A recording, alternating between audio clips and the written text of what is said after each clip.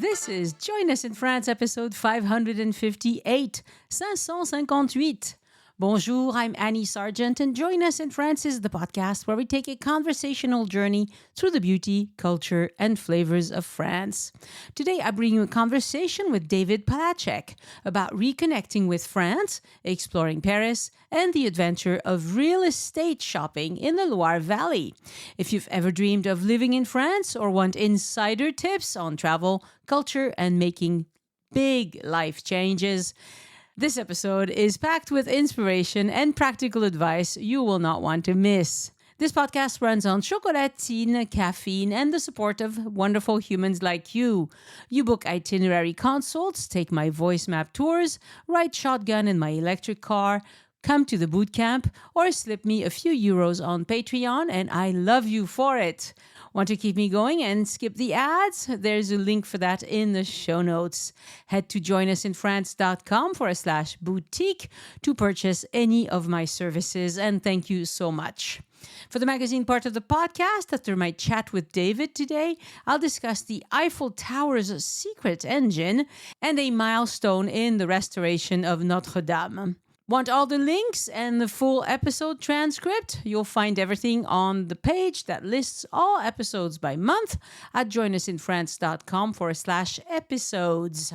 And if you'd like a handy summary of the conversation with all the useful links, subscribe to the newsletter at joinusinfrance.com/newsletter. It's the best way to stay in the loop.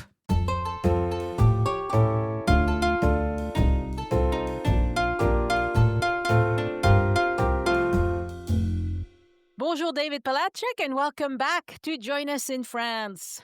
Bonjour Annie, ça va? Ça va très bien, merci. Et toi? Très bien.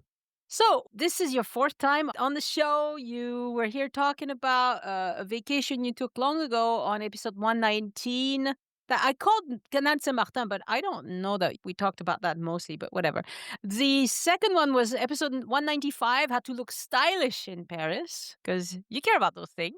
That's optimistic. Yeah, exactly. Very optimistic. Yes. And then episode 292, Le Corbusier sites in Paris. This time we're going to talk about a recent trip you had with your nephew, right? Well, it was a business trip that I took. I had not been back to Paris since 2020 when we did the Corbusier trip. We actually were there in February 2020. We were there less than a month from when the borders closed. And so this entire time have been very anxious to get back, but everything was closed and then personal issues, whatever. This was the first time that we actually were able to go. And there was a business opportunity. There's a show that happens once a year or twice a year in Paris called Maison et Objets, where it's a furniture show, a lighting show. They also have an entire exhibition hall dedicated to like silk flowers if you ever wanted to go. But it was a professional opportunity to go. Right, because you're an architect. So this is the sort of work you do, yeah. I'm an architect, yes. So, we saw that it was coming up. I've always wanted to go. My husband, Michael, was like, just book. We've been wanting to go back. This is a great opportunity and great excuse. So, we decided that I'd go ahead and take it. And having not been there in so long, suddenly the trip just started blossoming and becoming more and more and more. So the first thing that happened is when we were there in 2020, when we came back, we had gone in 2018 to the Loire Valley and fell in love with it. So when we came back in 2020, we immediately said, okay, let's get serious about maybe trying to find a piece of property to buy in France. And then the pandemic hit. We put that on hold. What are we doing? Why are we buying a property on a different continent? So we kind of shut that down. But just before the trip happened, Michael started getting emails from real estate agencies. This is this property, this is this property. And they were all places that we really were fond of, like Saumur or also Fontevraud-l'Abbaye, two places that are really close to our hearts. So Michael actually said, well, why don't you extend your trip, your business trip, buy an extra day, take a day trip down to the Loire Valley, which I did, and take a look at the properties that are coming up. And so that happened. And then the other thing that happened with my nephew is my nephew moved to Madrid from Austin, Texas last July. I just kind of wrote him a text and said, I know this is really funny because you're in Spain, obviously, and I'm going to be in France. But it seems really weird being on your side of the Atlantic and not at least letting you know that I'm going to be there. And he wrote back and just said, well, what dates are you going? I'll come up and I'll fly up and meet you. So what was supposed to be a business trip which was very successful. Also became a good family trip, a bonding trip with my nephew. I got to introduce somebody who'd never been to Paris before. I got to introduce Paris to him. And then he and I both went down and spent a day in the Loire Valley in Saumur and found a property that we're interested in. Fantastic.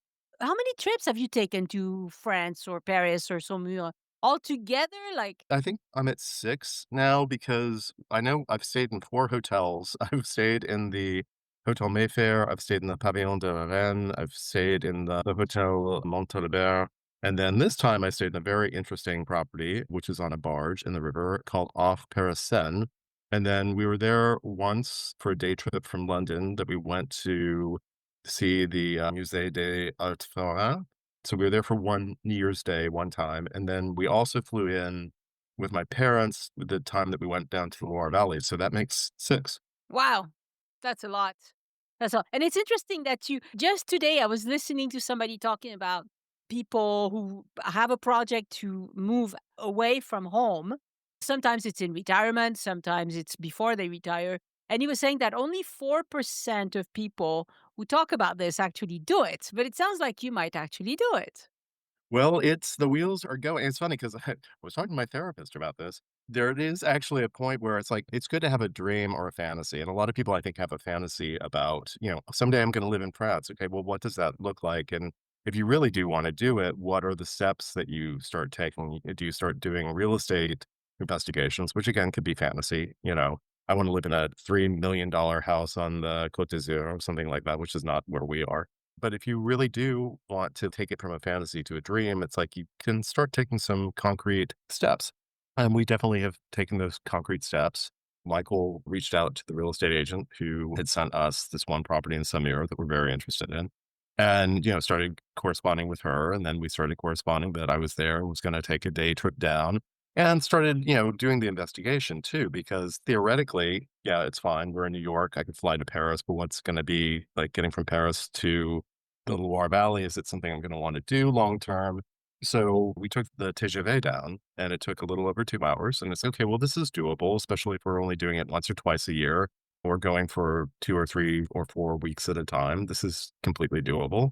And, meeting with the real estate agent, who, by the way, has a YouTube video. So I already knew what she looked like and it talked to her and stuff like that. Cool. Very cool. So it's, then we came back and it just so happens our son is 20 and he's out of high school. And we've been talking about, okay, well, what do we want, the next years of our life to look like? And do we really want to be in the suburbs anymore? Or do we want to split our time between our apartment in Manhattan and our beach house and maybe, Europe? And so you really start looking at it and it's like, okay, well, this is something that's very doable. Some people retire to warmer places. Some people get a condo in Florida. Some people get a house in Arizona or New Mexico. And for us, it's like we just decided that we're going to point our plane in a different direction and go to Europe. And Yeah. there are all sorts of things, that I think that affords. One, I think we're looking at it is if we have a footprint, we can actually turn it into a business that we can do in our retirement, importing French design products. Mm. But also, there are all sorts of explorations within France and the rest of Europe that we've really been wanting to do that when we were traveling with a kid, we didn't want to do because it was always we didn't want connecting flights or trains or whatever else. But if we have a home base, then we can go to Toulouse, for instance, for the weekend, or we can go to Nice, or we can go to wherever else that you want to go by train because, okay, well, we're going to be here for 3 months. So let's take a weekend trip or two. And some of these places, you need an overnight somewhere to stay. I mean, like from Saumur to Nice, you probably want to spend a couple of nights before you head back. But, it's doable. It's really fun. Toulouse, same. Because Toulouse, you'd probably have to go to Saint-Pierre-les-Corps on the train and then connect through Bordeaux and then Toulouse. And they keep threatening to give us a direct TGV between Toulouse and Paris, but I'll believe it when I see it. They've been talking about this for 20 years. Well, that's one of the things that I'm very excited about Samira is apparently there is once a day or twice a day, there is a direct TGV between CDG, Charles de Gaulle and Samir. I guess for people flying in or people flying out of the country, they do it once a day. That train is an hour and 45 minutes. The train I took, we had to connect through Angers, and that took about 2 hours and 15 minutes. And apparently, if you go through Tours, it's a little bit faster. But, I can do that. The train is really wonderful, and it goes directly out of Gare Montparnasse, and it was really funny because it was good traveling with my nephew because, since he's been in Spain in July, he's really been taking advantage of being able to take weekend trips. So he went to Nice for his birthday. He went to Amsterdam. He's not gay, but he went to see one of his best friends in Amsterdam for Gay Pride weekend. He knows how to work the flying within Europe and how to use the train, and it was really funny because I was really nervous. I'd never taken the train. This was my first trip that I ever took the Paris Metro. Oh, okay. The metro, the first time metro. Oh, wow. S The metro, the first time on the metro, first time for the RER from the airport, first time on the metro, first time the RER outside of the city. So I didn't know, so I was thinking American security, I need to be there 2 hours before my train, and he kept saying, "Uncle David, you're making this way too serious. You can just show up." So we had a very early I think we had a 7:45 train to Saumur. And I wanted to show up early, and he was like, "Please don't show up any more than 30 minutes or 45 minutes before." So I talked him into a little bit more.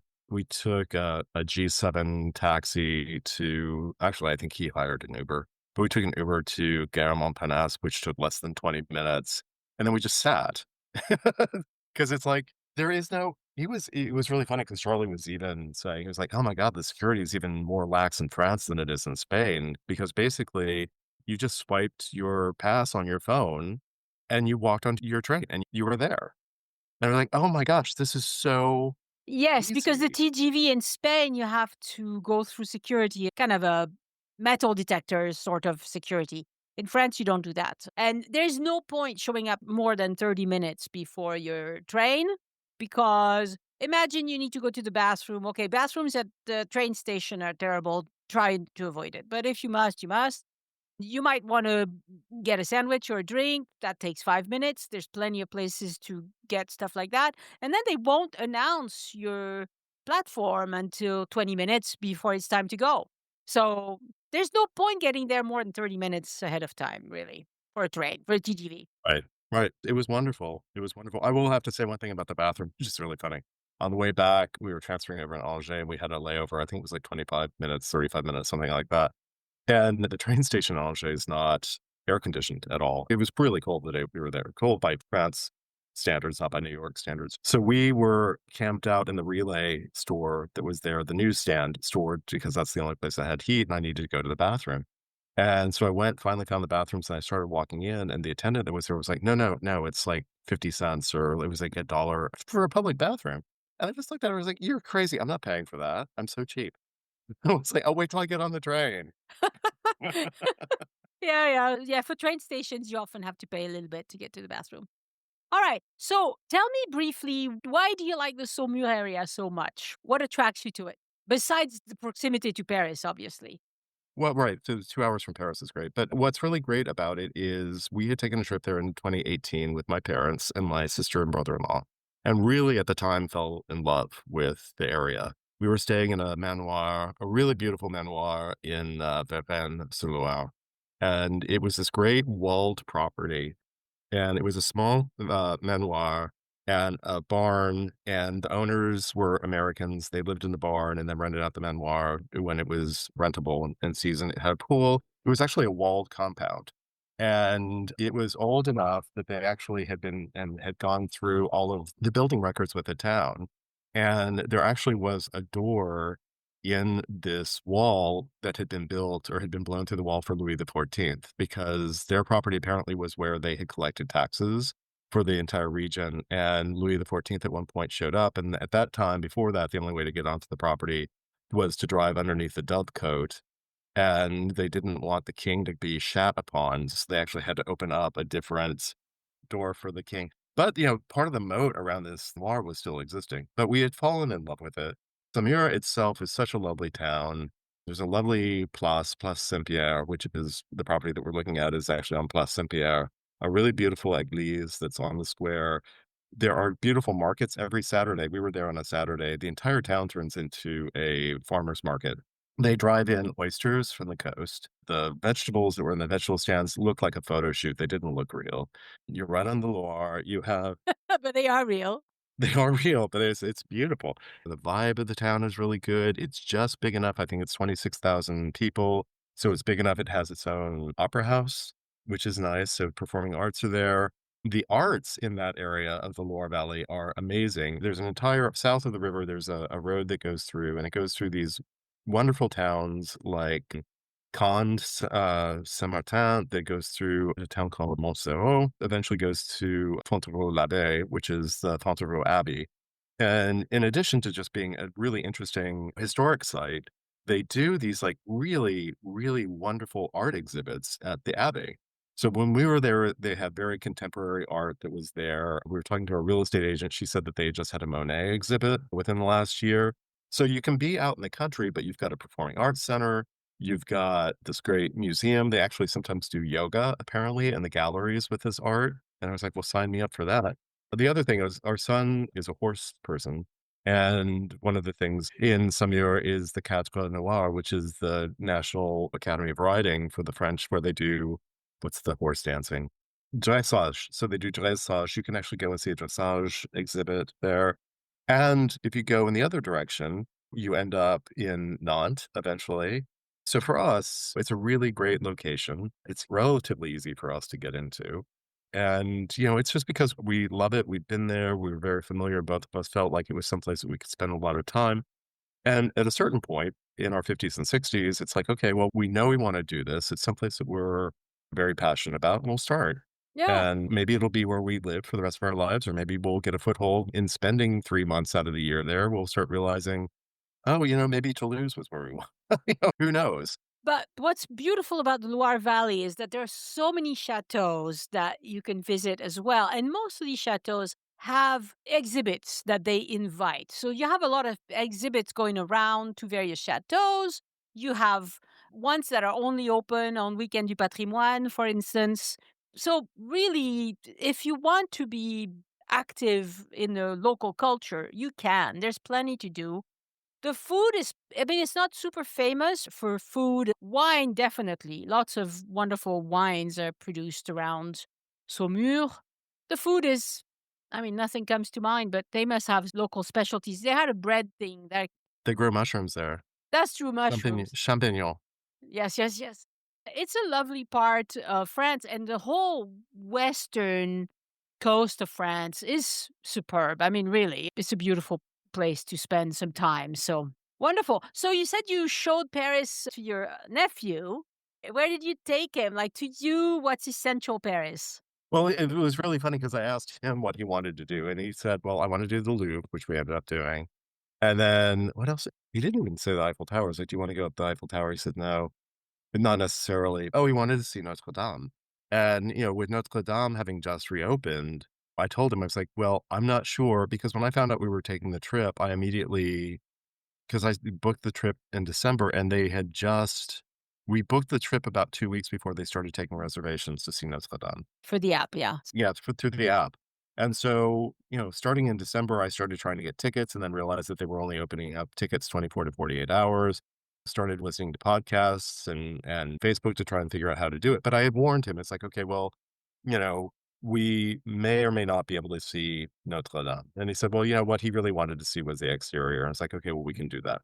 The day that I got to France, I checked into my hotel and I had hours to burn before I could actually go into my room.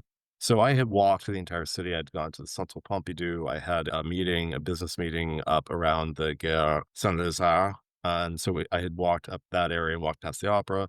And on my way back to the hotel, I was like, you know what? There's probably no way I'm getting into Notre Dame at all because it's just reopened. I'm not going to be able to get in, but I want to walk past it. I want to see it. I want to see how bad the lines are and even see if it's going to be possible to get into it. I walked through. It was about 4 o'clock in the afternoon. I just walked in. I just like walked in. I was like, oh my God, this is amazing. Beautiful restoration.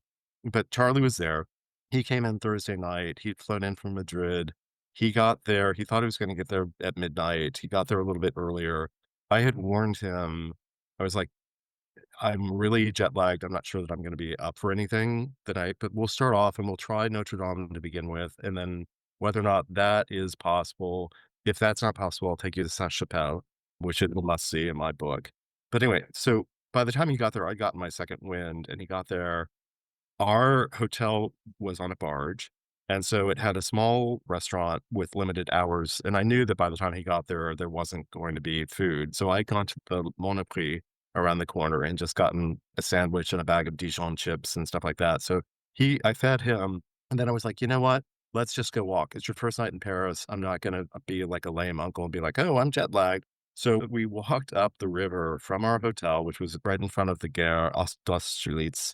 And we walked along the river and we walked to the Ile Saint Louis, or I'm sorry, Ile de la Cité. And we sat outside of the Notre Dame. And then he said, well, how far is the Louvre? I was like, come on, I'll show you. Let's walk. We walked up to the Louvre. We circled the pyramid. And then we started walking back down the Rue de Rivoli. And then we got, because I know it now well enough, surprisingly, that I was like, okay, we're really close to Place de Vosges. We should just like cut through and you should see Place de Vosges. And we stood in Place de Vosges for a while. And then at that point, it's like, come on, we're going to ruin the next day, which is our big day in Paris. Let's go back to the hotel. So went back to the hotel, got up early in the morning. Again, we tried that night to get tickets to Notre Dame, couldn't get a reservation. So I said, let's just hit it early. So we hit Notre Dame early, less of a line even than when I had been in the day before or a couple of days before. Went in, saw Notre Dame, which was wonderful. Then we had lunch reservations at this one of my favorite restaurants, which is Les Ombres, the Shadows, which is it's on the roof of a museum that's right by the Eiffel Tower, and it's got a glass roof. Ah, yeah, the Quai Branly. Oui, oui, oui, oui. So you eat there. It's a really great prefix lunch, really, really beautiful artisan food, like haute cuisine. But they have a prefix. It's like $50 per person, which I thought was a really good deal. Yeah. And so we had that reservation. We couldn't get reservations to Notre Dame, but we went to Notre Dame. If you go early enough, you get in. Try and be there before 10, and then you can get in. Right, we were there around 9 o'clock. And so then I just told him, I was like, "Well, look, we're here, we don't have tickets, but let me go see if we can get into Sainte-Chapelle." So they were selling tickets. You actually have to go through the entire place is cordoned off with security, but I explained that we wanted to go to Sainte-Chapelle. So they said, "We'll go to the office at the conciergerie." So we went there and they were only selling split tickets where you had to do both. Oh, So we got a time ticket to go into Sainte-Chapelle and then to spend the 45 minutes before we walked through the conciergerie and saw the cell where Marie Antoinette was held before she was executed. And then went to Sainte-Chapelle. One morning is they had two lines where they had on the hour and they had a half hour, but no signage which one you were supposed to get in. So we just like got in one and then it wasn't moving. I was like, I think we're in the wrong one. So we went and then switched and they were like, oh, you've got combo tickets. Come on in. And so we saw Sainte-Chapelle, which was fantastic, and then, walked up and walked behind Les Invalides, went to lunch, and then I was like, "We don't have tickets to see the Eiffel Tower, but you really should." Well, actually, no, we saw that the last day. I'm losing what we did that day. So we went and did that. Oh, then he wanted to go to the Louvre, so we ended up at the Louvre. And mhm. again, I'm like always got an edge, so we had time tickets to get into the Louvre at 4 o'clock. And so I was like, well, let's not go through the pyramid. We're going to go through the carousel entry. It was January and there were so few people there that we just like basically walked in. I walked into the Louvre and, we weren't there very long, but we went and saw all the David paintings, which I adore. Showed him the Mona Lisa. And he was like, well, am I supposed to actually like want to go up? I was like, well, do you want a selfie? He was like, no. He was like, okay, we'll go see it. He kind of stood there for a while. I was like, okay, I've seen enough.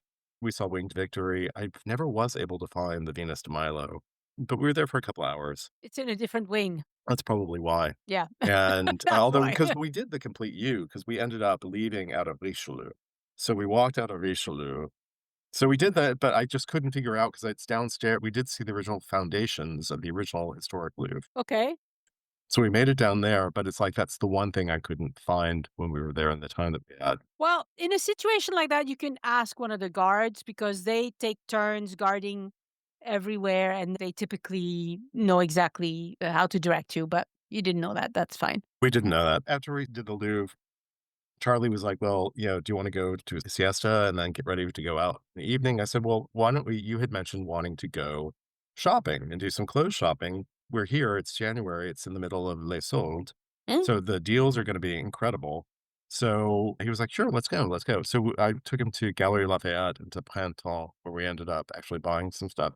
But we decided, he was like, well, do you want to just Uber it? I was like, well, no, I'm actually trying to teach myself how to use the metro. let's use the metro. So we end up taking the metro from Louvre to the Galerie Lafayette stop. But I ended up having this thing with this difficulty with my phone where I had the day pass on my phone, but I try and swipe it and it would say that it would give me this error. Mm. And I was like, well, this doesn't make any sense. I bought it, whatever. As it turns out, there's some setting on my iPhone where when you tried to swipe it, there was a little thing at the very bottom of the screen that said authorize with your code. Ah. And I'd have to hit that, then I'd have to double click the side of my phone, and then it would bring up the code to unlock my phone, and once I unlocked my phone, then it would bring the ticket up and there was no problem, and once I realized that, I would just do that before I even got to the station, but the first couple of times I tried to use it, I thought my credit card was bad, or I thought something was going on. It was kind of nerve-wracking, so I was a little bit thrown, Mhm. but we finally got through the turnstiles, because that's about the time I figured out how to do that, and so we're going, and this woman walks up to me, and I was like, "Oh, it's one of those petition ladies. It's a pickpocket. It's a scam or something." So I just like kind of waved her off, and she's like, "No, no, monsieur." I was like, "No, wow, you are so aggressive with me." I was like, she's totally gonna pickpocket me." I was like, "No, no," and she was like screaming at me, "Yes, yes." And then all of a sudden, like 2 or 3 other people come over. I was like, "Oh my God, it's like a gang of pickpockets." And I look over, and then I realized that they've got the jacket on with the Metro logo on the jacket. I was like, "Oh, I'm being controlled. They're actually checking. They wanna see the ticket." And I immediately started apologizing. I was like, "Oh my god, désolé, désolé, désolé." And she was like, "No, no, it's fine, it's fine." And then in French, I was like, "I am so sorry. I thought you were pickpockets." They all doubled over with laughter, like, "Ha ha, pickpockets, pickpockets. Ha okay, bonne journée." And then they let me go, but I was like, "Oh my goodness." Be prepared to be controlled. Don't put up a fight.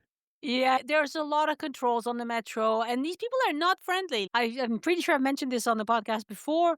They're not paid to be nice. So if you are in violation, you will get a ticket and you will need to pay it right away. And it's very unpleasant. But by then, you had figured out how to use your app, right? Yeah, they had shown me it was really funny talking about people not being pleasant. The person who kind of showed me the first time is the hotel where I was staying was really well situated as far as the metro because it was right in front of the Gare d'Austerlitz, but across the river is the Gare Lyon. And so it's on two really convenient to two metro lines. So that's the first time that I was like, I just bought this pass. Why isn't it working? So I went to the ticket office and in French I said, excuse me, pardon, bonjour, pardon. Pouvez m'aider? J'ai acheté un billet, I've just bought this ticket on my phone, but it's not working. Can you help me? And the guy was like, yeah, give me your phone. He looked through and he kind of like made a face and said, wait a minute, because there was somebody behind me, helped the guy behind me, got out of the ticket office, walked with me to the turnstile, swiped it a couple of times. And he was like, I don't know why this isn't working. Actually went and got another woman who came over and started scrolling through. Now, she's the person who showed me. But it was so funny because as a New Yorker, I was like, okay, there's no way that anybody who's a subway worker in New York is going to take their time to come over and individually try and get you through the turnstile. Yeah. But anyway, so yeah, I had figured out by that time what was going on. That's about the time after the Louvre situation. I was like, oh, maybe what I can do is I can go through the steps before I get to the metro stop so Right. that the ticket's up before I even get to the turnstile. And that's what I did for the rest of the trip. And it was fine. Yeah. Yeah. That's interesting because you must have been somewhat nervous about taking the metro, and then you had problems with your ticket, and you had problems with a control. So maybe you're now just petrified to go on the metro again. But And not just petrified, but it's just as a New Yorker, it's really funny because I was like, "I can do this." And every time I got on the wrong side of the platform and ended up going in the wrong direction. One day, I was trying to get from Austerlitz into the Saint-Michel station, and then all of a sudden ended up at the station at the Bibliothèque Nationale, and I was like, "Oh, I went the wrong direction." So I switched, and then, "Oh, yeah, I went in the wrong direction." And then, got out and got to the other platform, and then the trains were being delayed, like, the next train was, like, 45 minutes, and the one after that was an hour. oh dear, you might as well walk at that point. Yeah, I know. Well, at that point, I took it I swear by the G7 app for taxis. 'Cause I just went out and hailed a cab, and a cab was there with, like, 2 minutes and got me where I wanted to go. Yeah. And then there were a couple of times that we got on metro trains that all of a sudden the lights would just go down, and they'd make an announcement, and everybody grumbled and just got off the train. And I was like, "Okay, if I've got time, I'm gonna come back because hopefully I will be coming back more frequently." I'm going to learn this, but I'm only going to do it when I've got plenty of time and I want to save money. Usually the metro is very efficient. I've gotten used to it, but it's true that I mean, I took the metro in New York and thought it was quite a bit worse than the metro in Paris. It's dirty by comparison. It's dirty, and also I wasn't used to it, and all these different companies running trains. I was like, "Oh, this is so confusing." But it gave me more sympathy for people who come to Paris and are confused because if it's brand new, of course it might be confusing. That just makes sense. But you're right about the G7 app. It's very efficient. I like it better than Uber in Paris because they're more professionals, you know. I'm traumatized because I was in Paris a couple weeks ago and this woman, I called an Uber to take me to the train station to Montparnasse. And on the Uber app, it said she was going to be there in 4 minutes. And 20 minutes later, she arrives. It was a good thing I had plenty of time to get to the train station. And she totally had stopped for lunch because it was 1 p.m. And I could see that her car was parked. With the app, you can see where the car is. It wasn't moving. So I thought, well, maybe there's a protest or maybe she had a breakdown or something. No, she was having lunch. When she showed up, she had a Coke in her hand and a sandwich on her, you know, on the passenger seat. I was like, son of a. With with Uber, I'm always afraid that I'm gonna get a bad rating. So, I'll just wait it out. But then at the same time, it is that situation. It's like once you're locked in. The other thing about taking the G7 as opposed to taking the Uber is the taxis can take the taxi lanes. So when there's a lot of traffic, it's faster because Uber drivers have to sit in traffic. Yeah. Yeah. And sometimes they don't. And then the taxi drivers yell at them and then you're in the middle of a fight. So don't do it. Yeah. Yikes. Before we end up losing that train of thought, which I think we almost have. But, Charlie the next day went with me to the Montparnasse station. We went down to Saumur together, which was a lot of fun, and then came back. And then that evening ended up having a dinner out in the Montparnasse area, which I'd never been to really that much. That's totally hopping. I love that neighborhood. Yeah. It's beautiful. Yeah. It's very nice. It's wonderful. And then the following day we got up, he had a flight and wanted to go to brunch. So we actually went to Rue Claire for brunch and then walked around. We had a couple hours before we had to go to the airport. So I actually took him to the Eiffel Tower. It's like, you really should go to the Eiffel Tower. And I really hadn't been to the Eiffel Tower since any of the security fencing had gone up. So I didn't know if you could get into the security fencing without a ticket to go up, which you can. Yep. And again, because it was kind of drizzly the day that we went. And so we basically just like walked through security and we were able to walk around the Eiffel Tower, which I actually have to say, as a first time person, that's probably enough. I mean, I think it's so impressive walking underneath it that you don't even need to go up. And then walked across the bridge to the Trocadero. He wanted to see the Arc de Triomphe. So we took him there. And then he went ahead and went back to the airport. I took him back to the hotel so that he could catch a cab to go to the airport. And then I've been dying since it opened to go see the Bourse du Commerce, which is the Pinot collection, which is there at Les Halles. So I walked over. Actually, I think I successfully took the metro that time. Yay for me. Good. And went and saw the Pinot collection, which is really, really, really an impressive piece of architecture. Both the Tadao Ando intervention, as well as just the building itself is stunning. And now that it's renovated, the area around the Bourse du Commerce is just amazing. The shops are cool. There's a really cool Japanese food store and cat tea room that's right around the corner. There's the really beautiful church, the Église, was the old church for all of the people who used to sell at Les Halles is there and very definitely worth seeing. Saint Eustache.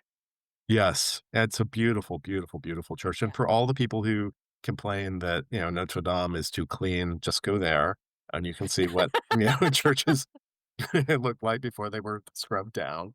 Yes.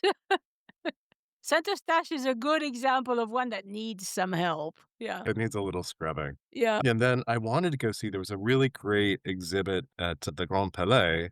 And so I went up to the Grand Palais, and it didn't matter if you had tickets in advance or not. The line to get into the Grand Palais was like 45 minutes. The security. Yeah, I was like, you know what? At this point, it's my last day. It's too much for me. But what's interesting about this trip is, me not necessarily needing to see all of the big sites. It was great to go with Charlie because I took him to all the big sites and I could see. It's funny, I hadn't seen a lot of those since our very first trip to Paris like 12 years ago. Mhm. And so it was interesting to me to see how accurate my memories actually were. It's like, had they changed or had my memories just been faulty?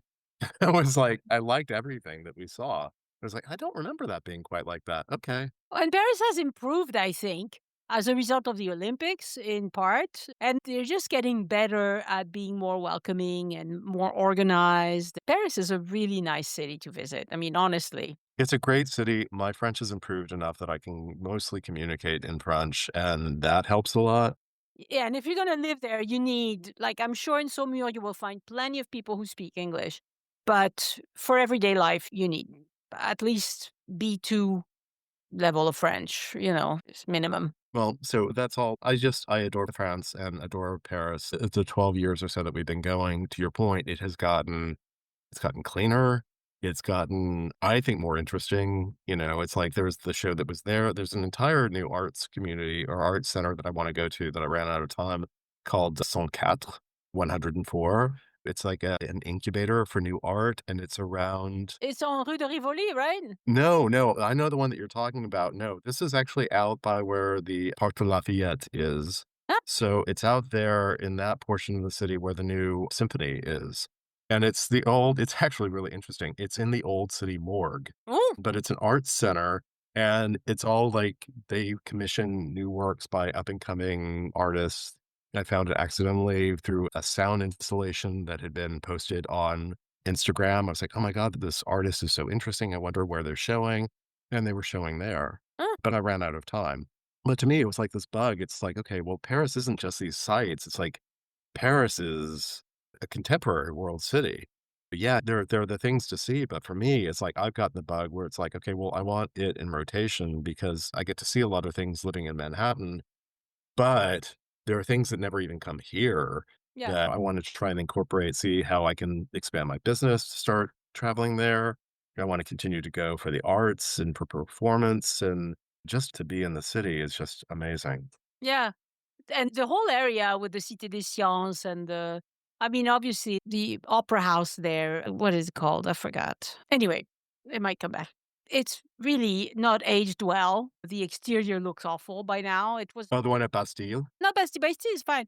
The one by the Cité des Sciences. Oh, yeah, yeah, yeah, yeah, yeah, yeah. Can't remember what it's called. La non, pas symphonie. Oh, I know what you're talking about. The Jean Nouvel, who's actually one of my favorite architects, but he took his name off of that project. He did, yeah, because they wouldn't use the music. Cité de la musique, la Philharmonie de Paris is what it's called.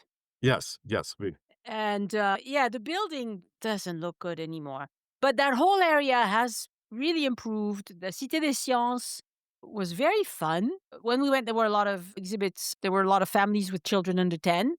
And I used to not recommend it because I saw it was very loud and very unpleasant in there. They've made it a lot better. It was really a good experience for me this couple weeks ago when we went. So I would recommend that.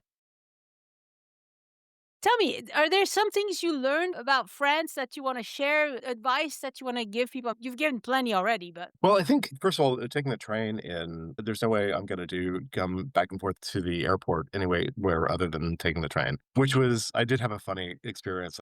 Flew United flies into the donut terminal, Terminal 1, and so I had to, do YouTube videos beforehand to figure out where to go to the RER station between terminals 2 and 3. That was good. I did have a funny, got there, got on in the morning, and, in New York, you have, like, mariachis and things that get on the subway with you, and you're like, "Oh, man." And I got on the train, and this guy walked up right to my seat with an accordion and started playing an accordion, and I was like, "Are you kidding me? Are you kidding me?" sometimes they're not very good either. Well, he was okay. Didn't start belting out any of my Edith Piaf at him, so the metro is really good, the G7's really good. My advice is just basically go to Paris and try and see it not as a postcard, but try and see it as a city, and just spend time. There was so much that I wanted to see. I was so hungry to be there because I hadn't been there for 5 years that I probably tried to do too much.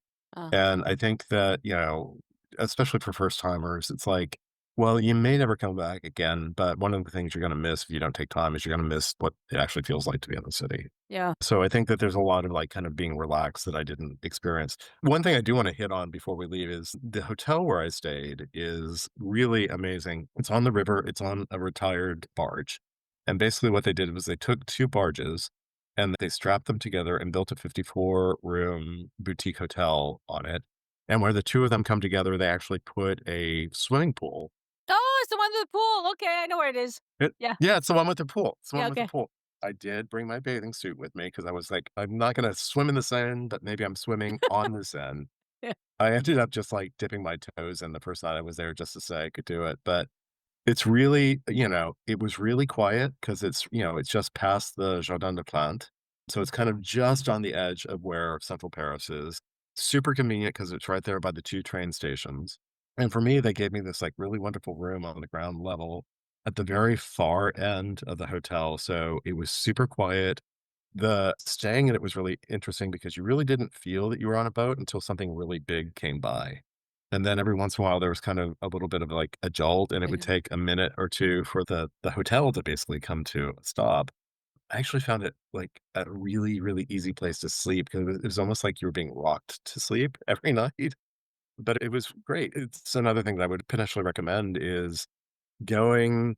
It wasn't so easy, like, if I wanted to go out, I had to walk around the Gare d'Austerlitz to get to the closest Monoprix. You couldn't just, like, go out your front door and find a cafe or a bistro or something like that. So it was a little bit of a, you know, inconvenience in that way, but if you wanted someplace to just kinda, like, decompress at the end of the day, finding a hotel that's maybe a little bit out of the craziness, I mean, to me, made it a really it was almost like a Zen experience at the end of the day, just, like, go back and kinda think about, what had happened during the daytime, and see the river. One night, I just had dinner at the hotel restaurant, I was like, "I'm so lame, I'm having a dinner at the hotel restaurant." It's like, "Yeah, in a glass room looking over the Seine." It's like, Yeah, it's nice. that's not lame. That's not lame. So, Yeah. They often have events for companies.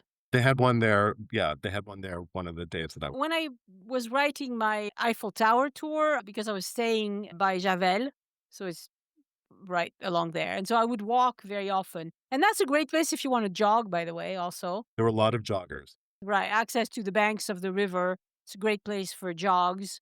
Right around there, you don't have a lot of businesses, but you don't have to go very far to find them. You know what else was really convenient that I wasn't anticipating? Again, because to get to the Montparnasse station, I was a little concerned. It's like, well, how long is it going to take to get an Uber, or how long is it going to take to get a taxi? Because you are not equidistant, but because you're wedged between 2 train stations, you can get a taxi in under a minute Yeah, because there's always taxis there for the taxi of stands. course. So if you have the G7, like somebody's there in a minute. Which is often, I mean, in Paris, you never have to wait very long for a taxi anyway.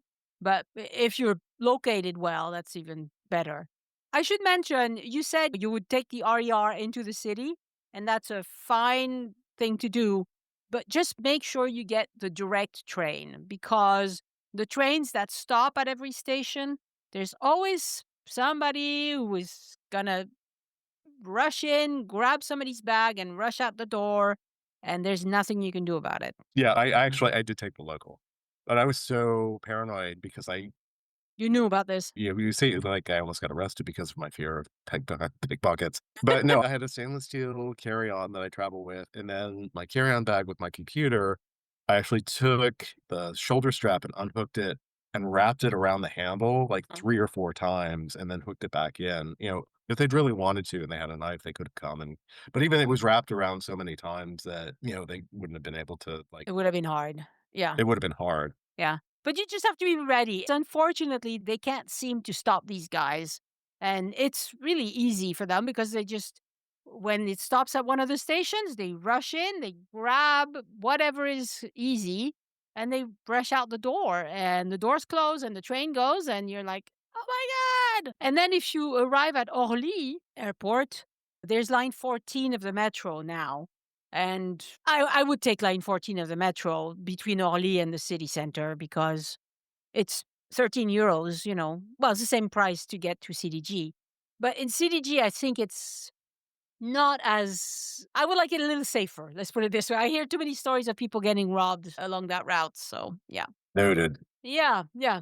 Fantastic. Well, You had a great trip. I had a great trip. I had a great trip, and if everything goes well, you may have a field correspondent in the Loire Valley if you want one. In the Loire Valley. Fantastic. Yeah. That's a part of France where I just want to go and park myself there for a couple of weeks and go see. I mean, I've been to many of them, but briefly, and it would be fantastic to go again and just spend a little more time. Yeah, we've been to Chambord, we've been to Chenonceau. The castle at Langeais is really wonderful. Uh-huh. And it's not necessarily one that is, on the guidebooks, but I found the town of Langeais to be just beautiful, beautiful. And of course, there's Villandry, which is spectacular if you're a gardener. It's so rich. And even if I could, hopefully it'll be, a landing pad to explore more of France, but you could spend years exploring just the Loire Valley and still have things to see. I think there's 400 chateaus in like, I can't remember the surface area, but I read an article once saying,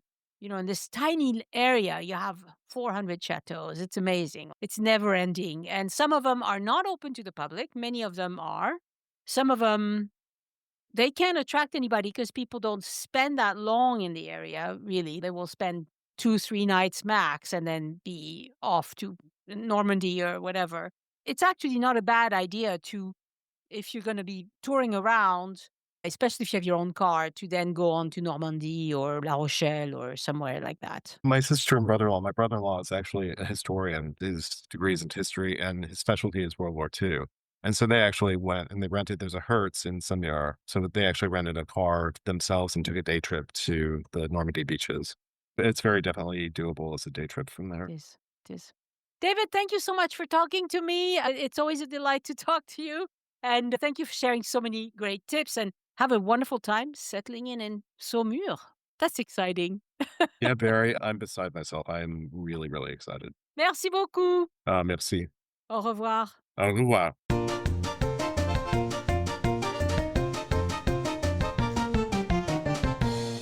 Again, I want to thank my patrons for giving back and supporting the show. Patrons get several exclusive rewards for doing that. You can see them at patreon.com/join us. Patreon, join us, no spaces or dashes. I don't have any Join Us in France champions to thank this week. I hope this means that you're all on vacation. To become a patron, go to patreon.com/join us. And to support Elise, go to patreon.com/EliseArt, ELYSART. This week, I published my first short video with footage I shot in Annecy in the French Alps. And I'm working on a new video about Vilanova-i-la-Geltrú in Spain, where I spent the last couple of weeks. I've talked about this city in Catalonia several times because I have been going there since I was a child, and I own an apartment there that my parents bought eons ago. And it so happened that I bought a new camera and I've been playing with it, and it makes a huge difference. A wonderful camera compared to what I had before. The one thing that is mind-blowing in this video I'm going to share is the human castle that happened just under my nose. As a matter of fact, I was so close to a professional TV guy who, he was 2 feet taller than me. And he was holding this massive professional TV camera. And he kept kind of moving a little bit and going in front of me, whatever. But I made my way. That footage is amazing. So for now, this is just for patrons because I'm learning the craft and I know they like me. So I'm less worried about sharing with patrons. But pretty soon they'll be on YouTube as well. Give me a few weeks. And on a personal note, I started renovating the apartment in Vilanova-i-la-Geltrú a couple years ago. And I always had in my mind that perhaps I'd rent it out part of the year.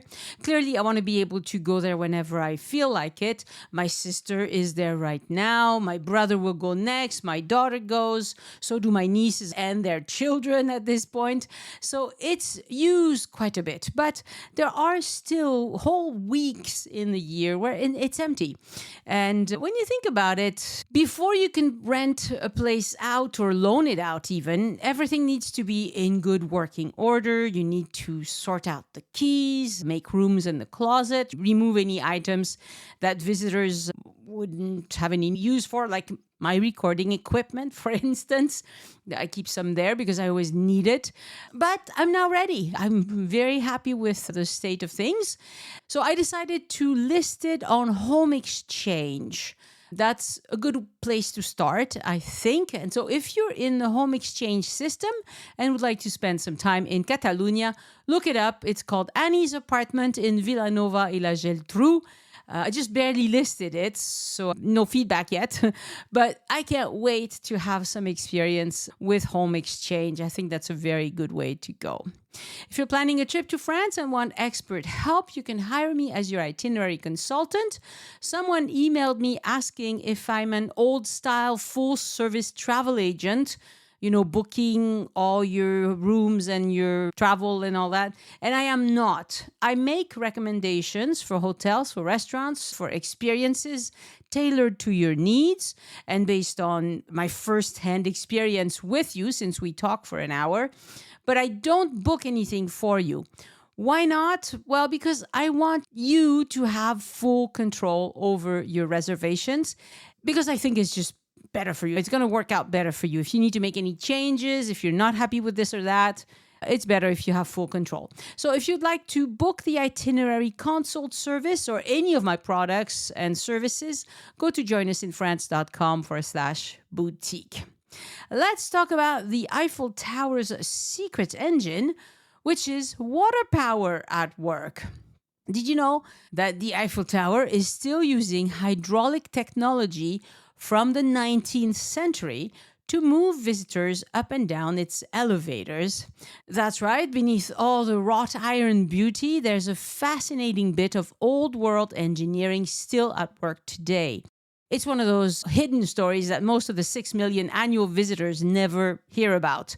In a recent behind-the-scene visit shared by journalist Yvan Allouin and elevator operator Éric Traon, we learned that the west pillar of the Eiffel Tower houses machinery largely unchanged since the tower's early days.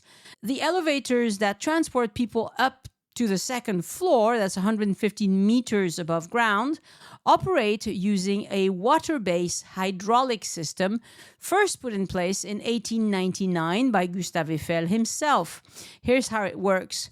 A valve opens, water from the counterweights flows into a piston called un vérin in French, which pushes a cart. As the cart moves, it pulls on cables, lifting the elevator cabin.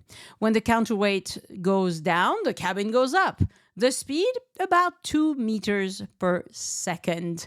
Éric Traon, who maintains the elevators, says he can tell whether the system is working properly just by the sound it makes. I hear it sing, he said. When everything hums the right way, I know it's running smoothly. What's even more amazing is that the original pistons and cables from 1889 are still in use, though they've been reinforced over the years for safety. In fact, the elevator system is now so secure, it's often compared to the safety standards of the aviation industry. Sensors monitor the system constantly, and any minor fault can be corrected on site. So it's not just about the guy's hearing, okay? If the problem is serious, a full intervention is triggered. So next time you take the elevator up the Eiffel Tower, take a moment to appreciate the hidden world below your feet. It's not just a monument, it's a living piece of sightseeing history, humming quietly beneath the crowds. Let's talk about a major milestone at Notre Dame. The statues of Notre Dame return. Something remarkable happened this week in Paris. All 16 statues that originally stood at the base of the Notre Dame spire are now back in place. The very last one, the statue of Saint Thomas, was lifted by crane early Thursday last week. And it is secured at the top of the cathedral, just under the freshly rebuilt spire. The statue, like the others, is made of copper with a bronze patina. It stands about 3 meters tall and weighs just about 100 kilos. It was blessed by Archbishop Laurent Ulrich of Paris before being carefully hoisted into position. Why is this such a big deal? Because these statues are some of the only original pieces of the spire that survived the 2019 fire. Just 4 days before the blaze, they had been removed for restoration work, and they were sent to the Dordogne, where they were going to be worked on. Marie-Hélène Didier, a top heritage conservator for the Île-de-France region, says it's almost a miracle. The statues are currently still hidden behind scaffolding, but by the end of August, which will come fast, when the scaffolding around the spire is finally dismantled, they'll be fully visible once again. Best bring your binoculars because, if you have very good eyesight, you will see them, but to really see them, you need binoculars or a very good zoom lens. Or it's also worth trying with your phone. Zooming in with your phone helps as well. And a fun fact, Viollet-le-Duc modeled St. Thomas in his own likeness, they say, because Thomas is the saint patron of architects. How fun. This symbolic milestone shows how far the restoration of Notre Dame has come, and it's a reminder that amidst the tragedy of the fire, the precious things like these statues were spared, and now they're right back where they belong. My thanks to podcast editors Anne and Christian Codovan. And next week on the podcast, an episode about the trip of a lifetime with a family of 6 with Lori Belinsky. That sounds like it's going to be a lot of fun. Thank you so much for listening, and I hope you join me next time so we can look around France together. Au revoir. The Join Us in France Travel Podcast is written, hosted, and produced by Annie Sargent, and copyright 2025 by Addicted to France. It is released under a Creative Commons Attribution, Non-Commercial, No Derivatives license.